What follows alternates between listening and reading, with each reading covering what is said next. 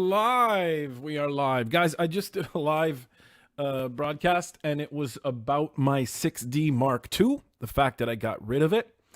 And with the money I got from the used sale, obviously it wasn't the full price, but with that money, I went out and bought me an XT200. Right now, I am here to talk to you a bit about why I decided to go out and buy it and do a little unboxing so you guys can see what's inside the box. But I think what I'm going to do, the first thing I'm going to do is tell you guys why I went out and bought the Fujifilm X-T200. Now, as I said in the last video, which was a live, which I just did, I sold my 6D Mark II just because I didn't think it was a bad camera at all. I just wanted, let me get to there we go. I didn't think it was a bad camera at all. Something is wrong with my, let me just check my configure. There you go. I don't know why it's not focusing on me well. I didn't think it was a bad camera at all. I really thought this 6D Mark II was a great camera, but I really was invested in Fuji and Fuji glass, so I figure a Canon is only as good as the glass. So why would I dilute myself and move from Canon straight over to Fuji? I have a lot of glass with Fuji. I have the whole gamut, and there's only a couple of lenses I really don't have by Fuji. And I am pretty happy with the Fuji interface, how it works, especially the X-T3 is a monster.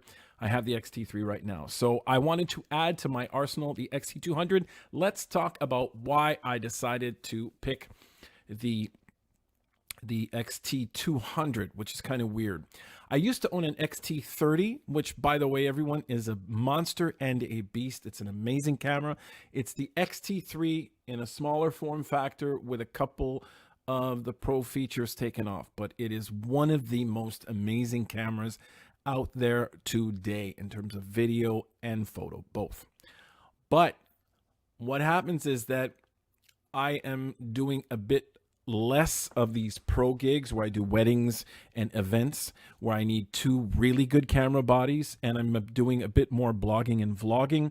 So I decided to get the X-T200 because of the fact that, first of all, it has the flip screen.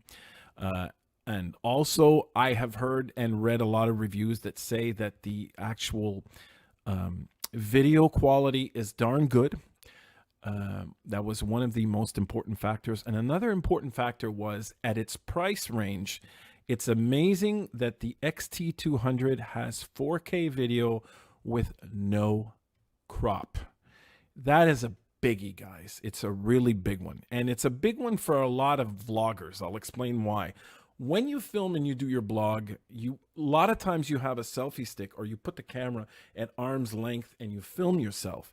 Now, anyone who's put the camera at arm's length, if you go to 30 millimeters and above, you're really not getting a great shot. It's not a nice shot. So when you have a crop factor, what happens is that, let's say you have a 16 millimeter lens.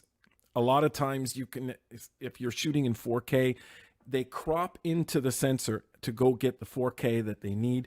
And you can have 1.7 times crop. So a 10 millimeter lens will become a 17 millimeter lens, and so on and so forth. So you crop, you're basically zooming in when you don't feel like it. So a lot of bloggers and vloggers don't like that, because when you put the camera at arm's length, it closes up.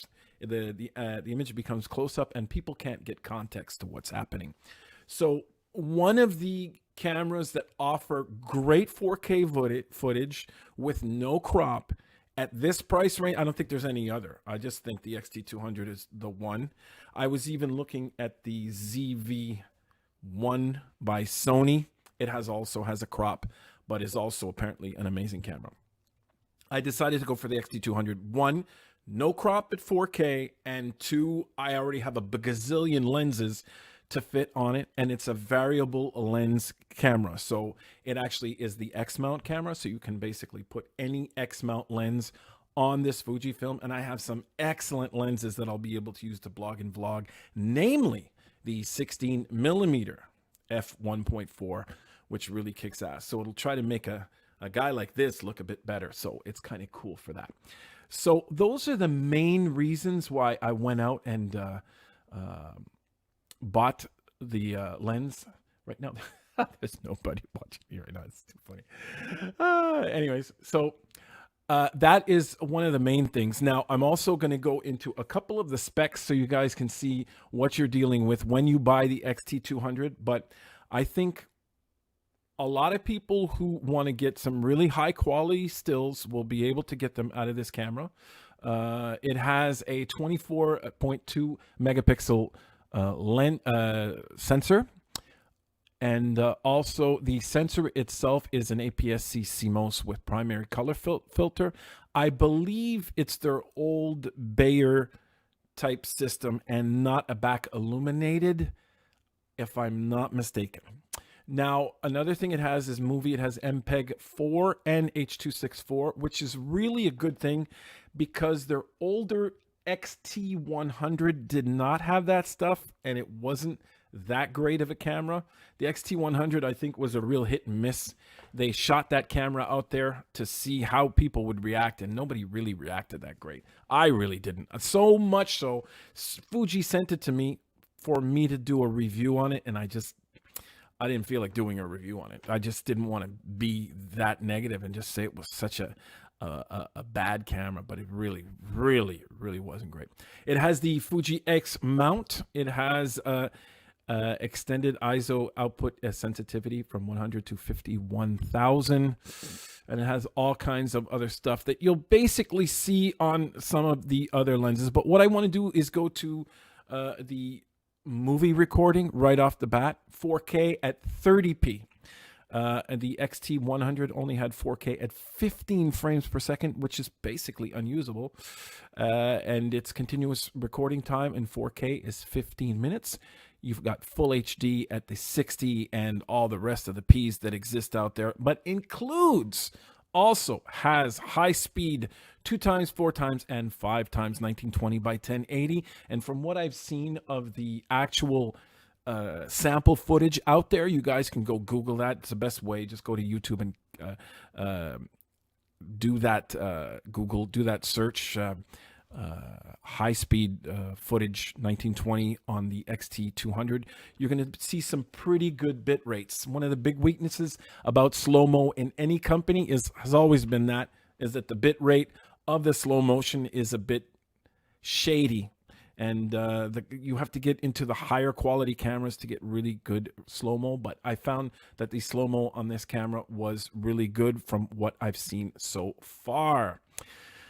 It has the old battery, so battery life is, lackluster. You basically just get used to it. I have a battery grip on my XT3 when I do gigs, and when I do other stuff, I just carry a whole shitload of batteries, honestly. I carry a lot of batteries. But from what I've seen so far, a lot of the really cool things that I've seen so far is that people say that you're not going to be compromising when it comes to photography, and you might compromise a bit when it comes to videography, but for some really like high-end video as opposed to just normal video. But the actual video quality that comes out of this camera, especially if you use a really good Fuji lens, is pretty darn kick-ass. I did not order the camera with the kit lens, which is the 15 to 45, just because I have too many lenses. I really have enough lenses for this camera, and my 16 millimeter will probably do the trick. Right now, I guess without further ado, what I'm going to do is just try to give you guys an unboxing so you can see what is in the box. There we go. So here we are. This is the box. This is what it came with. Let me see. I just got to make sure I'm monitoring right. Let me open up the box and show you what's inside. This stuff of which you never, ever touch. I never look at this stuff. Never. They give you a strap. A Fujifilm battery. This looks like a return fucking camera. Oh, man. USB 2. USB C, I believe. Strap. And the camera itself. Let's check it out. Now, I bought the champagne model. Here it is, everybody. Champagne. I hope you can get a look at that. There you go. Kind of blasting out there. There you go. And it has, obviously, the Fuji X mount system with an APS-C size sensor. It's pretty light, doesn't weigh that much, really doesn't weigh a lot at all.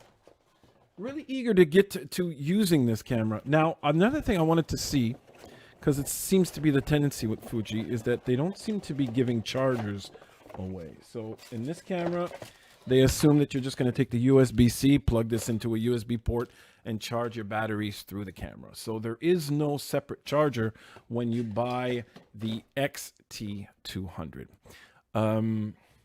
What else can I mention? Yes, there is also a flip out screen. And obviously, if you want to do selfie work, you can do it with this. It's a nice, large, very, very large screen. Battery is right here. And typical, like on the XT30, you put the card right here and the battery goes right next to it. It looks pretty good. It definitely feels light, weighs like nothing. This section right here looks like an XT30 a lot. And the top looks like a bit like an XA7. Like, there you go. You can see it now. It looks like an XA7 where these buttons and dials are very automatic style. So I'm going to see how it goes with this camera. What else should I mention? Not much. If you guys, I'll also leave you guys a link to the website so you can go see the product page on what this lens, what this camera is about. I really think it's pointed towards a lot of bloggers and lifestyle photographers who want to take it up a notch and not use their cell phone and just go up a notch and do some better quality footage and photos. That's about it for today. That's all I wanted to do for the unboxing, guys. I wanted to tell you that and tell you that I got an XT200 and I'm going to enjoy it. Coming up, what I would tell you guys to check out, if you can, check out my 10 beginner photography mistakes I wish I never made. I really like that video, and I think everyone should check it out for sure. I'm also working on a huge blog series about the photographic evidence about going to the moon or not. I think we went, guys. I really, really do think we went. From what I've been doing on the research on my blog, I've been downloading original photos from the NASA website and from some independent sources, and it's pretty darn evident that we did go over to there. Also on the live stream, I'm most likely going to be editing a photo of a Lamborghini Aventador. So I hope you guys are going to be able to enjoy that. You guys, Jacques Gaines Photography is not only about the shot, but it's also about the journey getting there. You guys, I want to make sure that you like, you share, you subscribe, and always keep on making something from nothing.